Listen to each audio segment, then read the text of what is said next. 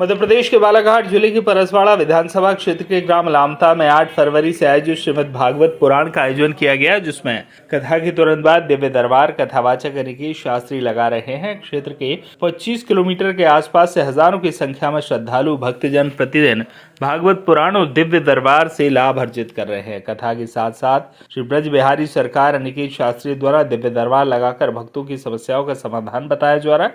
महाराज जी द्वारा भक्तों की कई पीढ़ियों और परिवार के सदस्यों के नाम बताए जा रहे हैं, जो आश्चर्यजनक है। अर्जी लगाने वालों के बारे में बिना कुछ पूछे पहले से पर्चा बनाकर भक्तों की समस्या का समाधान बताया जाता है, जो एक अद्भुत चमत्कार जैसा लग रहा है। ऋषिकेश शास्त्री ने पत्रकारों से चर्चा करते हुए बताया, वे ब्राह्मण कुल में जन्मे हैं। उनका उद्देश्य सनातन धर्म की रक्षा और गौ रक्षा है। इसके लिए गांव-गांव में गौ धर्म ध्वजा स्थापित कर सबसे पहले ग्राम गौ माता का दर्जा दिलाना, फिर राज्य स्तर पर फिर गाय को राष्ट्र माता घोषित कराना। उन्होंने केंद्र में रही कांग्रेस और भाजपा सरकार पर भी गाय की उपेक्षा के आरोप लगाए। साथ ही दिव्य दरबार को मीडिया से दूर रखने के सवाल पर कहा कि रिद्धि सिद्धि को प्रसिद्धि की आवश्यकता नहीं होती। वे रावण की कुल देवी निकुंबला देवी के पुजारी हैं। उन्हीं की कृपा से वे भक्तजनों के भूत भविष्य वर्तमान के बारे में बताते हैं।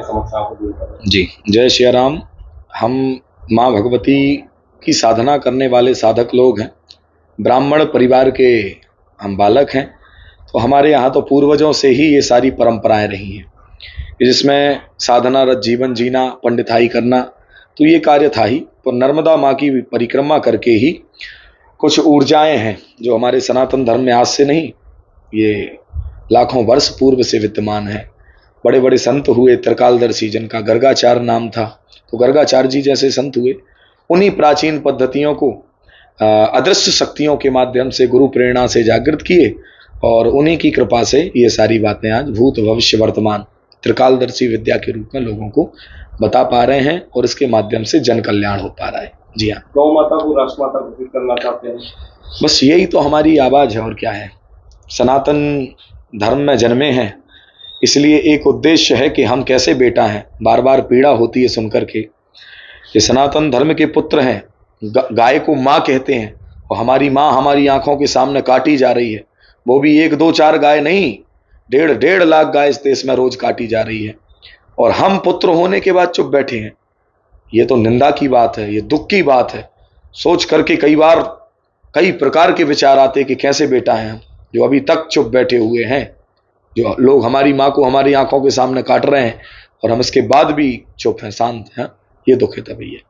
इसलिए गतिविधियां देश में हो रही है, इस पर क्या कहना चाहिए? ठीक है, भाजपा की सरकार से कोई लेना देना तो नहीं है, पर जो भी सरकारें पूर्व में रही हैं, उनने भी तो यही किया है भाई। 55 साल तक भी एक दूसरी सरकार थी इस भाजपा सरकार के पहले, उसने भी गौ हत्या को खूब बढ़ावा दिया। और इतना नहीं, 78 करोड़ गाय से केवल 15 करोड़ गाय बचने दी इस देश में, यानी 2013 तक इतनी गाय कटवाई हैं एक पक्ष वालों ने। तो उन्होंने भी तो वही किया।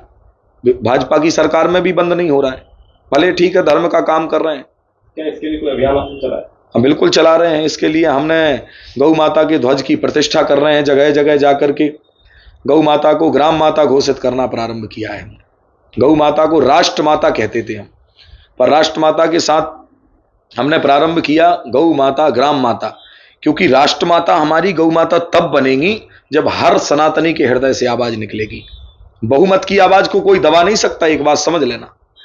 10,000 ग्रामों में जाकर के गाय माता को ग्राम माता घोषित करेंगे हम। जगह जगह जाकर के लोगों को संकल्पित करा रहे हैं इसी बात को लेकर के कि गाय की हत्या का समर्थन करने में पार्टियां प्रखर हैं। पार्टियां उनको सील लगा करके दे रही हैं कि ठीक है, लो हत्या करो तुम ले जाकर के, और 1.5 लाख गाय पार्टियां कटवा रही हैं।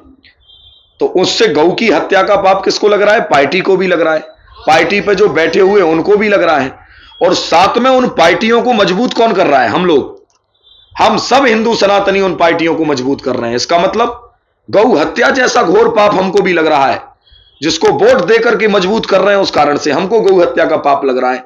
तो अब तो भारत देश के प्रत्येक सनातनी से एक निवेदन है मेरा कि गौ हत्या का समर्थन करने वाली पार्टी को वोट नहीं देना है। आपका वोट उस पार्टी को जाना चाहिए जो पार्टी गौ रक्षा का बिल लेकर के आवे। हमने तो खुल करके प्रखरता के साथ कहा, एकनाथ शिंदे को वोट दीजिए, क्योंकि यहाँ मिल रहा क्या आपको? ये श्रीमद् भागवत कथा के दौरान हमने देखा, कथा तो चल ही रही है जी, और हमारे आयोजन समिति के द्वारा ये बहुत अच्छा काम किया जा रहा है कि इतने बड़े आयोजन किया जा रहा है। अब यहाँ महाराज जी के द्वारा दिव्य दरबार का भी आयोजन किया जाता है। दिव्य दरबार में महाराज जी ऐसे लोगों के तक पर्चे निकाल रहे हैं, महाराज जी जिनसे कभी मिले नहीं, और ये बहुत हर्षोल्लास का विषय है कि मतलब महाराज जी 5-5 पीढ़ी के नाम बता करके भीड़ से लोगों को बुला रहे हैं। मतलब दादा का, मामा का, नाना का, सबके नाम लेकर के महाराज जी के द्वारा अर्जी लगाई जाती है।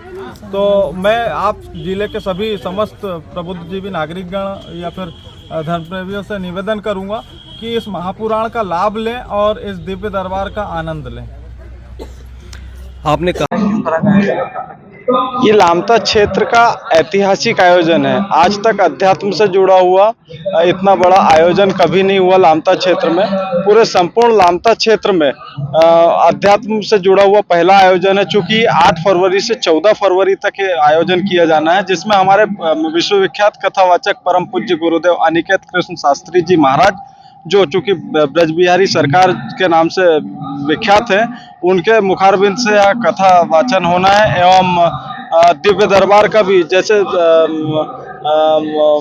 बागेश्वर महाराज जो दिव्य दरबार लगाते हैं, वैसे ही उसी तर्ज पे महाराज जी दिव्य दरबार लगाते हैं और लोगों की कथा सुनते हैं, लोगों की समस्या जानते हैं और समस्या का समाधान भी निकालते हैं हमारे महाराज जी।